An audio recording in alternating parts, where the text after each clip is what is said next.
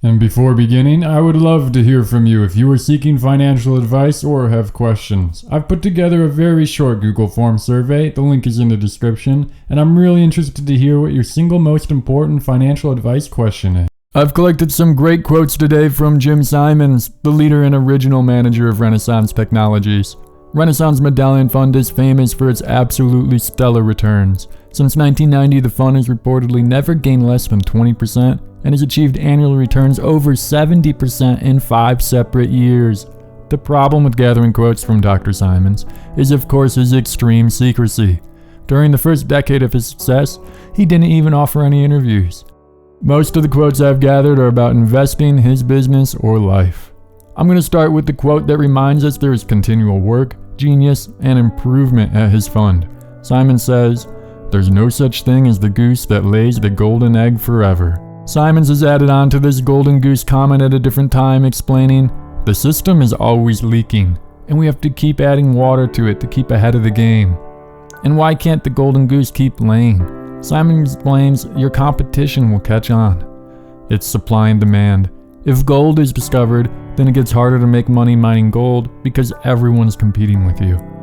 Talking about their strategies and their modeling, Simon delivers, "We don't override the models." He explains a little deeper at a different time. Some firms say they have models. What they typically mean is the model advises the trader what to do.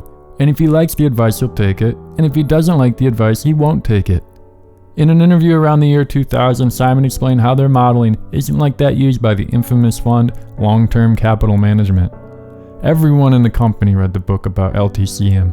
It makes you wary in a general sense. Our approach is very different. We don't start with the models, we start with data. We don't have any preconceived notions. We look for things that can be replicated thousands of times. A trouble with convergence trading is that you don't have a time scale.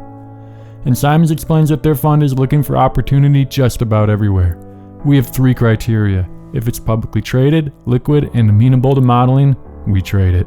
Next, I have some quotes from Simons less directly to his fund strategy and more to his fund as a business. Simon shares who he's like to hire, and it's not classic finance people. I have one guy who has a PhD in finance. We don't hire people from business schools. We don't hire people from Wall Street. We hire people who have done good science. And Simons talks a lot about luck. Given the random nature of returns, he tells us, in this business, it's easy to confuse luck with brains. I love this next quote because it talks about when opportunity might just be the greatest.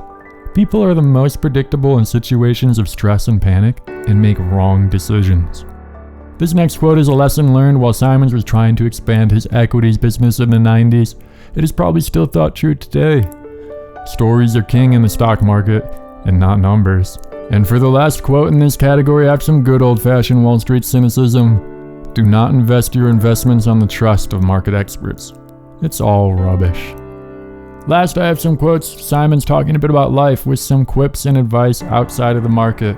First, it's back to luck, reminding, luck plays a meaningful role in everyone's lives. Simons was successful in academics, as a code breaker, and an investor. He shares, a good atmosphere and smart people can accomplish a lot. When talking about his privacy, Simons quotes some of George Orwell. I've never been on TV in any meaningful way, and I don't really have a desire for that. There's a wonderful quote in Animal Farm. The source of all the wisdom in that book is Benjamin the donkey. He observes at one point that God gave me a tail to keep off the flies, but I'd rather have no tails and no flies. That's kind of the way I feel about publicity. And for any teachers or educators out there, know that Simons has shared your shoes. He says, teaching math and science ought to be a professional activity in which those professionals are well paid and happy to do that as a career.